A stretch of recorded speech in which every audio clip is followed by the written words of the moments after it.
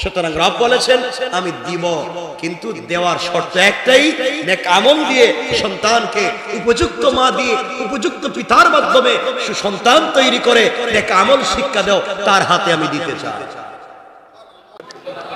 আল্লাহ পাক রব্বুল ইজ্জত ওয়াল জালালের শাহী দরবারে লাখো কোটি তার চাইতে হাজারো বেশি শুকর সুজুদ যে আল্লাহ রব্বুল ইজ্জত ওয়াল জালাল আমাদেরকে মসজিদ পর্যন্ত আসবার আবার একত্রিত হওয়ার সমূহ সুযোগ দিয়েছেন। শুকরগুজার হচ্ছি মহান মুনিবের দরবারে, সকলে পড়ছি আলহামদুলিল্লাহ। আল্লাহ আমাদেরকে ভালো রেখেছে, আমরা আসতে পেরেছি। আপনাদের ভালোবাসা ছিল, দোয়া ছিল, আন্তরিকতা ছিল, যার শেষ ছিল না। এজন্য আমি আসতে পেরেছি। মানুষ যেখানে গেলে আসতে চায় না, আমি আবার চলে এসেছি, কারণ এই মানুষগুলোর ভালোবাসা দুনিয়ায়ও আমাকে আখিরাতে জান্নাত পর্যন্ত পৌঁছতে সহযোগিতা করবে ইনশাআল্লাহ। এই ভালোবাসাই আমাকে রাখতে দেয়নি, চলে এসেছি। আমিও আপনাদেরকে অনেক মিস করেছি। দোয়া করি আল্লাহ তাআলা যেন আমাদের এই বন্ধন, এই ভালোবাসাকে শুধুমাত্র কেবলমাত্র নাজাতের জরিয়া বানায়। সকলে পড়েন আমিন। আল্লাহ পাক চাইলে এই দুনিয়ায় আল্লাহ রাব্বুল ইজ্জত ওয়াল জালাল আমাদেরকে বাদ দিয়ে আরেকটা জাতিকে তিনি নিয়ে আসতে পারতেন না? পারতেন না? আরেকটা জাতিকে তিনি নিয়ে আসতে পারতেন। আমরা যে আশরাফুল মাখলুকাত, এই দুনিয়ায় আল্লাহ যে আমাদেরকে শ্রেষ্ঠত্ব দিয়েছেন, এই শ্রেষ্ঠত্বের বিচার এবং বিবেচনা শুধুমাত্র কেবলমাত্র চরিত্রের কারণে, আদর্শের কারণে। আল্লাহ আমাদেরকে তৈরি করেছেন সালসালিম মিন হামাইম মাসনুন, কাঁচা দুর্গন্ধযুক্ত মাটি থেকে আল্লাহ আমাদেরকে তৈরি করে তিনি যে সম্মান দিয়েছেন, আল্লাহ আমাদেরকে এভাবে তৈরি করে এই জমিনে আমাদেরকে যে উঁচু মর্যাদা দিয়েছেন, এটা শুধুমাত্র কেবলমাত্র চরিত্রের কারণে। কিসের কারণে? চরিত্র আর আদর্শের কারণে আজকে আল্লাহ তাআলা আমাদেরকে এই সম্মানের জায়গায় পৌঁছে দিয়েছেন। সুতরাং একজন মানুষের চরিত্র হতে হবে আল্লাহ রাব্বুল ইজ্জত ওয়াল জালালের নির্দেশিত পন্থায় রাসূল পাক সাল্লাল্লাহু আলাইহি ওয়াসাল্লাম যে আদর্শই সমাজ বাস্তবায়ন করবার জন্য তার নবুয়তের 23টা বৎসর ব্যয় করেছেন, এই জমিনের মানুষকে চরিত্র শিক্ষা দেওয়ার জন্য। মনে রাখবেন, এই চরিত্রের বিপরীতে আমাদের আর কোন চরিত্র, বলেন চরিত্র। আমরা সকলে নিজেদেরকে মুসলমান দাবি করছি, আমরা বলছি এবং আমরা ভাবছি যে আমরা মুসলিম, এটা আমরা মনে করছি যে আমরা মুসলিম। আমরা সালাত করছি, আমরা দাড়ি রেখেছি, আমরা টুপি পরেছি, আমরা তাসবিহ পড়ি, আমরা মানুষকে রাস্তায় পেলে সালাম দিচ্ছি, আমরা এটাকেই বলছি এটাই ইসলাম, শুধুমাত্র এটাই ইসলাম। মনে রাখবেন, একজন মানুষ জন্ম নেওয়ার পর থেকে নিয়ে কবর যাওয়া পর্যন্ত যা অনুসরণ করবে, সকল বিষয় অনুসরণ করতে হবে একমাত্র হুকুম কার? আল্লাহ নির্দেশিত হুকুম হচ্ছে, একজন মুসলিম সন্তান জন্ম নিলে তার ডান কানে আযান দিতে হবে, বাম কানে ইকামত দিতে হবে, তার 7 দিন পূর্ণ হয়ে গেলে আকিকা করতে হবে। আল্লাহ নির্দেশিত হুকুম তরিকা থাকতে হবে রাসূলের। বুঝা গেল, একজন মানুষ জন্ম নেওয়া থেকে নিয়ে কবরে যাওয়া পর্যন্ত যা ফলো করে সব হচ্ছে রাসূলের তরিকা। বলেন না? আমরা আমাদের মন গড়া তরিকায় কাউকে কবরে রাখি, কথা বলে। মনে রাখবেন, আমরা সরাসরি আলোচনা যাচ্ছি কারণ আমাদের সময় কম, এখন 15 মিনিটই এখন কম। মনে রাখবেন, এই পৃথিবীতে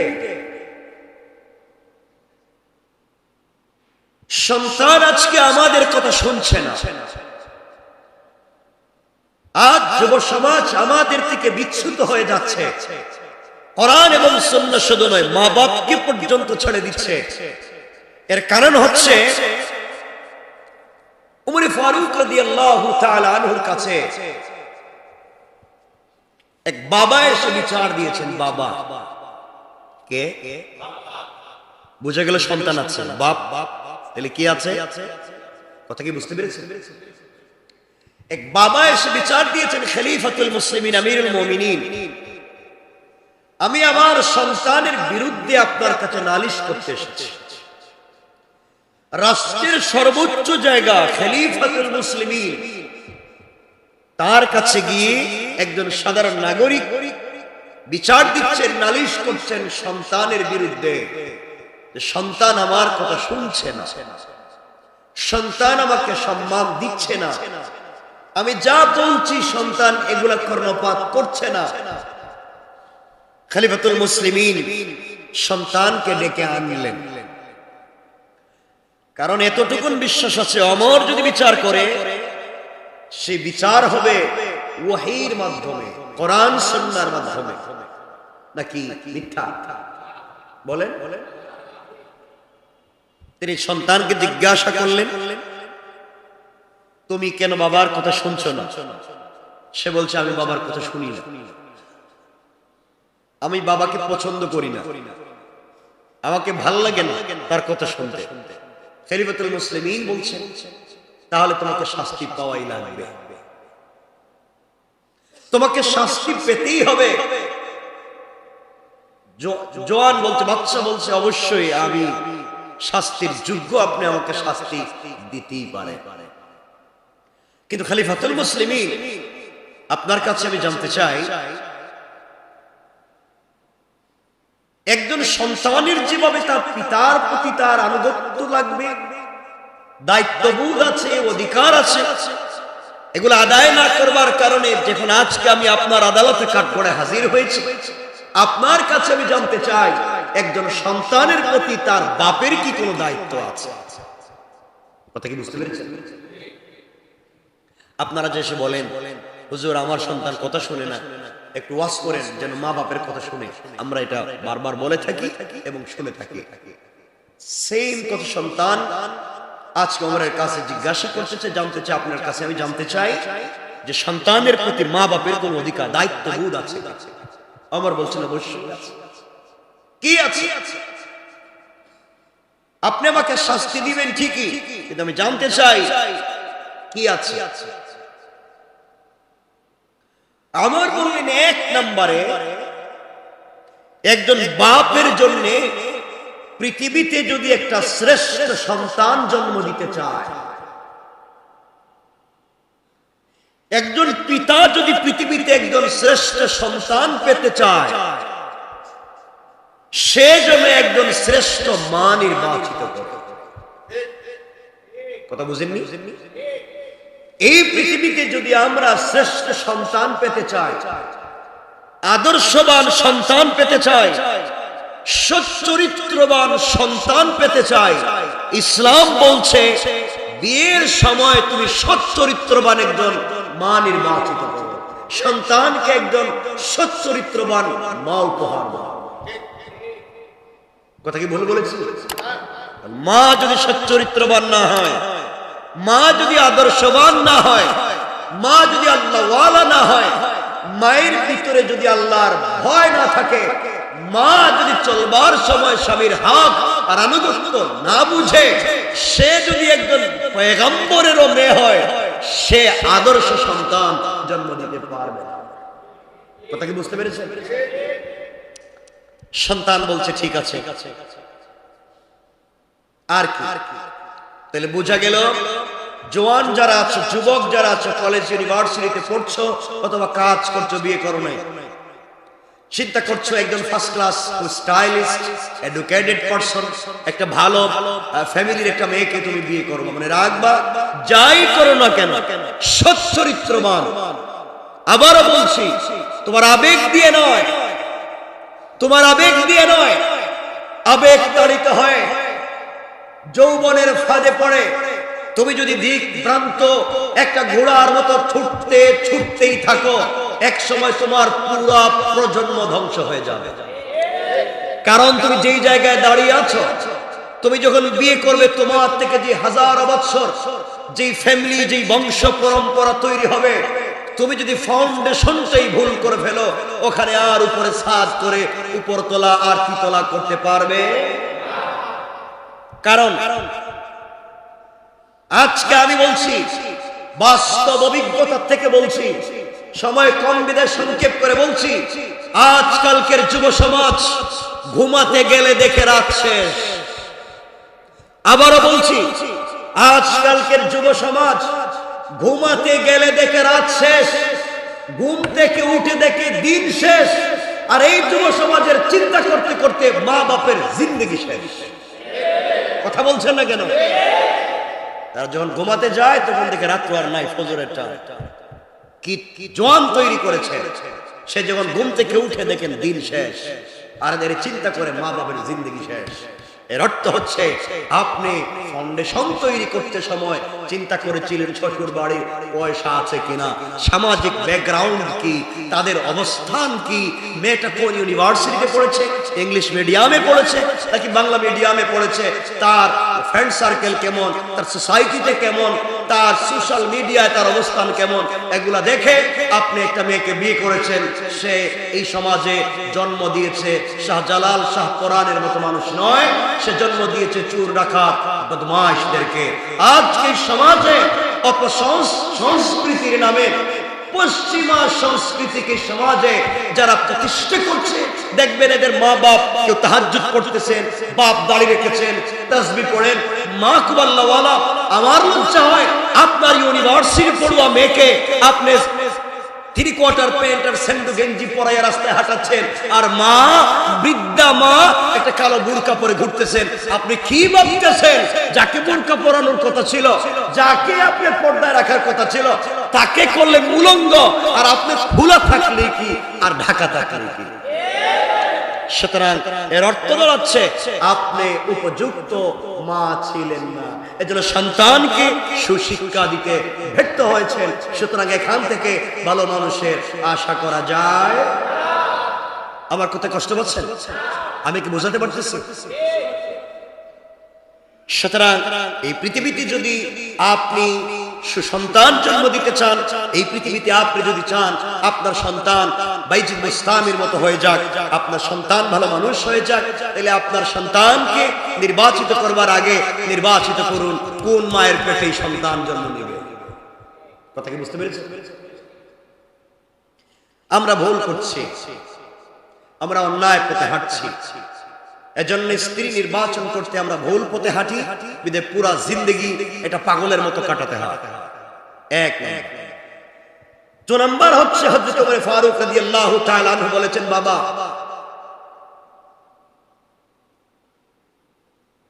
মা যদি ভালো হয় তাহলে ওই মা সন্তান পেটে আসার পরে অন্যায় কাজ করবে। কোন মাসে কোন সূরা পড়তে হয় আমি আখের আলোচনা করেছি। মা এটা করবে কোন টাইমে? সন্তান পেটে নিয়ে প্রেগনেন্ট একজন মা উপর দিকে হাত উঠালে রব বলেছেন, যুদ্ধের ময়দানে রক্ত স্নাত সময়ে একজন মুজাহিদ উপর দিকে হাত উঠায়া দোয়া করলে যেভাবে কবুল হয়ে যায়, একজন গর্ভবতী মা সন্তান পেটে নিয়ে আসমানের দিকে হাত উঠালে আরো দ্রুত গতিতে কবুল হয়ে যায়। কিন্তু মায়েরা জানেন, আজকালকে মায়েরা বাচ্চা দেওয়ার 1 সপ্তাহে রেডি হয়ে যায় কোন হসপিটালে ভর্তি হবে। কথা বলেন নাকি? বাচ্চা কেমন হয়েছে লাইভ করবে। ওরে আল্লাহর দুনিয়া, সন্তান ভালো হওয়ার তো সম্ভাবনাই নেই। সুতরাং এখান থেকে আমাদেরকে বেরিয়ে আসতে হবে। মা যদি ভালো হয় সন্তান ভালো হবে। 2 নম্বর হচ্ছে, ওমর ফারুক বলছেন, সন্তান জন্ম নেওয়ার পরে 2 নম্বর কাজ হচ্ছে সন্তানের জন্য ডান কানে আযান দিয়ে বাম কানে ইকামত দিয়ে তার জন্য একটা সুন্দর নাম রাখা। কারণ নামের একটা প্রভাব আছে, নামের একটা আসর আছে। রাসূল পাক মাঝে মাঝে মানুষের নামকে পরিবর্তন করে দিতেন। আমরা এখন আরবি নাম রাখি, ভালো আমরা আরবি নামের প্রতি দুর্বল। আরবি নাম রাখি, এটা ভালো কাজ, কিন্তু সব আরবি নাম তো আর ভালো হওয়ার কথা না। কারণ শুকুর, যেটা শুকর, ওটা তো আরবিতে একটা নাম আছে নাই না? আরবি রাখতে গিয়ে যদি বলেন কোরআন থেকে রাখছি খিনজির, ছেলের নাম কি রাখছেন? কোরআন শরীফ থেকে রাখছি, কোরআনের আয়াত থেকে কি রাখছেন? খিনজির রাখছি। তো আপনি শুকরের নাম রাখলেন। নামের অর্থ কি, নামের মৌলিকত্ব কি, তা দেখে আপনি নাম রাখবেন। মনে রাখবেন, নামের একটা বিশাল প্রভাব আছে, যে প্রভাবের কারণে বাচ্চার ব্রেইন ভালো থাকে। কথা বুঝতে পেরেছেন?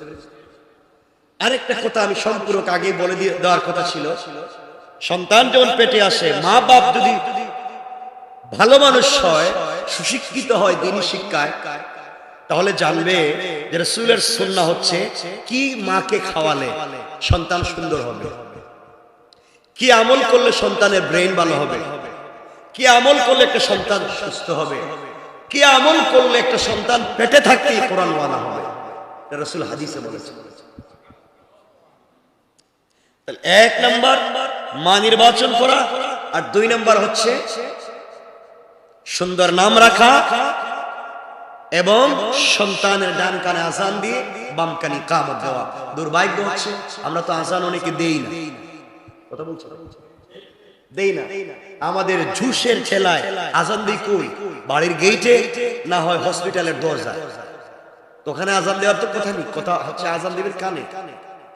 কোথায়? 3 নাম্বার হলো সন্তানকে দ্বীনের তালিম দেওয়া, উপযুক্ত মানুষ হিসাবে গড়ে তোলা। যুবক বলছে, তরুণ বাচ্চা বলছে, খলিফাতুল মুসলিমিন, তাহলে তো আপনারা আমাকে শাস্তি দিতে পারবেন। ও কেন? ওই তিনটার একটাও আমার বাপের কাছে নাই। বাপ একজন ভালো মা নির্বাচন করেনি, বাপ আমার জন্য ভালো একটা নাম রাখিনি, আর বাপ আমাকে দ্বীনের শিক্ষা দেয়নি। সুতরাং বাপই আমার হক আদায় করে নাই। এখন বাপের কি করা লাগবে এটা আমি বুঝিনি। কথা কি বুঝতে পেরেছেন আমার? সুতরাং আপনাকে সন্তানের হক আদায় করে, সন্তানের হক আদায় করে, সন্তান আপনার আমার হক আদায় করে ইনশাআল্লাহ। বলেন ইনশাআল্লাহ। সন্তান যখন যা চায় তা দিবেন না, সন্তানকে বুঝেন, সন্তানকে বুঝা। আল্লাহ রাব্বুল ইজ্জত ওয়াল জালালের পয়গম্বর, আখিরি জামানের নবী, সরকারে কায়নাত, দু জাহানের সরদার, নবী রহমত জনাবে মুহাম্মদ রাসূলুল্লাহ সাল্লাল্লাহু আলাইহি ওয়াসাল্লাম জানিয়ে দিয়েছেন, উম্মতেরা, দুনিয়ার জমিনে তোমরা যদি জান্নাতে সন্তান পেতে চাও, আমি রাসূল সাল্লাল্লাহু আলাইহি ওয়াসাল্লাম সন্তান লালন পালন করতে গিয়া যে আদর্শের কথা সমাজে বলে দিয়েছি, তোমরা যদি সেই আদর্শকে ফলো করে সন্তানকে দুনিয়ার জমিনে বড় করতে পারো রে, এই সন্তান পুরা পরিবার, পুরা বংশের জন্য নাজাতের কারণ হয়ে যাবে। পড়েন সুবহানাল্লাহ। এতগুলা বলার কারণ কি জানেন? এতগুলা বলার কারণ হচ্ছে, যদি 3টা শিক্ষা দিয়ে সন্তান বড় করতে পারেন, মা ভালো করেন, সন্তানের কানে আযান দেন, ভালো নাম রাখেন, সন্তানকে সুশিক্ষা দেন, তাহলে এই সন্তানের নাম হলো নেক সন্তান। বলেন না? সবাই বলেন কি সন্তান? আবার বলেন নেক সন্তান। এই সন্তানকে বলতে হবে না, বাবা তুমি আমার জন্য এটা করো, তুমি আমাকে এটা নিয়ে এসো, তখন সন্তান তার দায়িত্ববোধ থেকে এটা করবে। নেক সন্তান যদি এমন সন্তান, এই 3 হক যারা আদায় করতে পারবে, নেক সন্তান জন্ম দিতে পারবে। রব বলেছেন, আমি ওয়াদা দিলাম, এবং নেক সন্তান যুদ্ধ করা লাগবে না, গোটা দুনিয়া তার হাতে উঠায় দেবে। এত আসতে বললেন। আল্লাহ রাব্বুল ইজ্জত ওয়াল জালাল কোরআনে কারীমের 18 নম্বর পারা, সূরা নূরের 55 নম্বর আয়াত থেকে আল্লাহ রাব্বুল ইজ্জত ওয়াল জালাল ঘোষণা করে দিয়েছেন। আমি যে আয়াত পড়েছি, আল্লাহ বললেন, ওয়া'দাল্লাহুল্লাযীনা আমানু মিনকুম ওয়া আমিলুস সালিহাতি লায়াস্তাখলিফান্নাহুম في الأرض كما ইস্তাখলাফাল্লাযীনা মিন ক্বাবলিহিম। আল্লাহ রাব্বুল ইজ্জত ওয়াল জালাল বললেন, তোমাদের মধ্যে যারা বিশ্বাস স্থাপন করেছে, তোমাদের মধ্যে যারা বিশ্বাস স্থাপন করেছে এবং নেক আমল করেছে, নেক সন্তান হয়েছে, এই তিন শিক্ষার মাধ্যমে যারা দুনিয়ার জমিনে নেক সন্তান হবে, আল্লাহ রাব্বুল ইজ্জত ওয়াল জালাল বললেন, এমন সন্তানকে আমি আল্লাহ দুনিয়ার জমিনে দিব তিনটা পুরস্কার, আর ইন্তেকালের পরে হিসাব ছাড়া তাকে দিলাম জান্নাতুল ফিরদাউস। পড়েন সুবহানাল্লাহ। তাহলে আমাদের জিন্দেগির পণ আর প্রতিজ্ঞা, আমাদের জিন্দেগির টার্গেট জান্নাতুল ফিরদাউস কিনা? বলেন জান্নাতুল। সবাই বলছেন না কেন? আমরা কি জান্নাতে যেতে চাই কি চাই না? আপনি ভাবছেন আমি তো আরো কিছুদিন পরে ইবাদত শুরু করব। আরে ভাই, কত জওয়ান মানুষ মরে যাচ্ছে, সকালে দেখা হচ্ছে বিকালে নাই। কত মানুষ বিয়ের কাপড় কিনতে গিয়েছে, রাস্তায় রোড অ্যাক্সিডেন্ট করে মারা গিয়েছে। কত মানুষ বউ উঠাতে গিয়ে সে নদীতে ডুবে মরে গিয়েছে। কত মানুষ গোসল করতে গিয়েছে, ওখানে হার্ট অ্যাটাক হয়ে মরে গিয়েছে। আছে না নাই? তুমি আজকে আজকে আজকে বৈশ্বিক এই দুনিয়ায় আপনি খবর নেন, দেখবেন হার্ট অ্যাটাক, ব্রেন স্ট্রোকে অধিকাংশ জোয়ান মানুষ মারা যাচ্ছে। কথা বলেন না কেন? অধিকাংশ জোয়ান মানুষ মারা যাচ্ছে। এই যদি আল্লাহ রাব্বুল ইজ্জত ওয়াল জালাল বলছেন, সন্তানকে যদি কয়টা শিক্ষা, কয়টা? এক নাম্বার, সন্তান নির্বাচন করার আগে নির্বাচন করতে হবে শ্রেষ্ঠ, বলেন না শ্রেষ্ঠ মা। দুই, ভালো নাম এবং সুন্নত, ডান কানে আযান বাম কানে ইকামত। কারণ জন্মের সাথে সাথে আপনি সন্তান থেকে শয়তানকে দূর করে দিলেন আযানের মাধ্যমে। কারণ আপনারা জেনে থাকবেন শয়তান কখন দৌড় দেয়। কথা বলেন, যখন আযানের আওয়াজ শুনে তখন শয়তান কি করে? দৌড় দেয়। আপনি যখন সন্তানের এক কানে আযান দিলেন আর এক কানে ইকামত দিলেন, এই সন্তান থেকে শয়তানও দূরে সরে গেল। সুবহানাল্লাহ বলেন। এরপরে সন্তানকে দ্বীনের তালিম দিবেন। এই তিন শিক্ষা যদি দিতে পারেন, আল্লাহ রাব্বুল ইজ্জত ওয়াল জালাল বলছেন, আমি ওয়াদা দিয়েছি, আল্লাহ তাদেরকে ওয়াদা দিয়েছেন, তাদেরকে অবশ্যই এই পৃথিবীতে শাসন কর্তৃত্ব দান করবেন। সুবহানাল্লাহ বললেন না? যেমন তিনি শাসন কর্তৃত্ব দান করেছেন তাদের পূর্ববর্তীদেরকে। পূর্ববর্তীকে হযরত যুলকারনাইন, পূর্ববর্তীকে হযরত সুলাইমান আলা নবিয়্যিনা আলাইহিস সালাতু ওয়াস সালাম গোটা দুনিয়ার বাদশা ছিলেন, নাকি ছিলেন না? হযরত সুলাইমানের রাজ সিংহাসন, সংসদ ভবন কোথায় ছিল? বলেন। বাইতুল মুকাদ্দাস। কোথায় ছিল? আমরা দেখব, কথা নিয়ে আসবো ইনশাআল্লাহ। বাইতুল মুকাদ্দাস। সুলাইমান আলাইহিস সালাতু ওয়াস সালাম বাইতুল মুকাদ্দাস থেকে গোটা দুনিয়া শাসন করেছেন। সুবহানাল্লাহ বলেন। আমরা তখতে সুলাইমানি বলতে যা চিনি, এর অবস্থান ছিল বাইতুল মুকাদ্দাস। সুতরাং এখান থেকে হযরত সুলাইমান আলাইহিস সালাতু ওয়াস সালাম গোটা দুনিয়া রাজত্ব করেছেন। আল্লাহ বলছেন, তোমরা যদি তিন কাজ করে সন্তানকে নেক শিক্ষা দিয়ে উপযুক্ত করতে পারো, আমি তোমাদেরকে শাসন কর্তৃত্ব দান করব, যেভাবে তোমাদের আগের লোকদেরকে দিয়েছিলাম। আগের লোকদেরকে বাইতুল মুকাদ্দাস থেকে গোটা দুনিয়া শাসনের সুযোগ দিয়েছিলেন। আমরাও যদি সন্তানদেরকে তৈরি করতে পারি, আল্লাহ ইঙ্গিত করতে চান, আমি আবারও বাইতুল মুকাদ্দাস থেকে গোটা দুনিয়াকে শাসন করার সুযোগ করে দেব ইনশাআল্লাহ। বলেন। কিন্তু আমরা সেখান থেকে দূরে চলে যাচ্ছি। আমরা সেই সিস্টেম থেকে, সেই দিন থেকে, সেই আদর্শ থেকে, সেই কৌশল থেকে, দিন শিক্ষা দেয়া থেকে দূরে চলে যাচ্ছি। বিদায় শুধু মায়ের খাচ্ছি, শুধু মায়ের। আমি কি কথা বুঝাতে পারতেছি? আল্লাহ বলছেন এক পথের কথা, আপনি চলছেন আরেক পথে। সুতরাং আল্লাহ বলছেন, আমি তোমাদেরকে শাসন কর্তৃত্ব দান করব। এই কথা বললে আল্লাহ যদি থেমে যেতেন, তাহলে আমরা একটা কথা বুঝতাম। তিনি বলছেন, কামাস্তাখলাফাল্লাযীনা মিন ক্বাবলিহিম, যেভাবে তোমাদের আগেকার তোমাদের আকাবিরদেরকে গোটা দুনিয়ার রাজত্ব দিয়েছি, তোমাদেরকে এভাবেই দিব। আমাদের আগেকার আকাবির সুলাইমান আলাইহিস সালামকে গোটা দুনিয়ার রাজত্ব দিয়েছিলেন, আর তার সংসদ ছিল বাইতুল মুকাদ্দাস। সুবহানাল্লাহ বললেন। আল্লাহ বুঝাতে চান, আমি আবার দিতে পারি। কি পারি? কথা বলছেন না কেন? ওয়াদা করছেন কে? সবাই বলেন। আপনাদের কি বিশ্বাস হয় যে আল্লাহর ওয়াদা মিথ্যা হবে? কথা বলেন।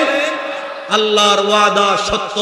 সূর্য একদিন ডুবে যেতে পারে, সূর্য একদিন ধ্বংস হয়ে যেতে পারে, আসমান জমিন ভেঙে চুরে চুরমার হয়ে যেতে পারে, কিন্তু আল্লাহর একটা কোথাও এদিক সেদিক হবে না।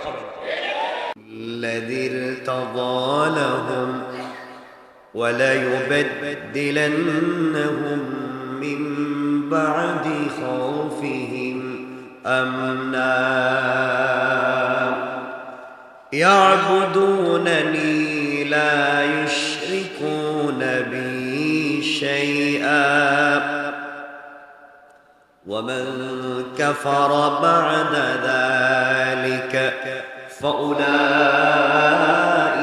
هم الفاسقون. صدق الله العظيم وصدق رسوله النبي الكريم ونحن على ذلك من الشاهدين والشاكرين والحمد لله رب العالمين. সকলে আমার সঙ্গে নামাজের দুরূদ পড়েন। اللهم صل على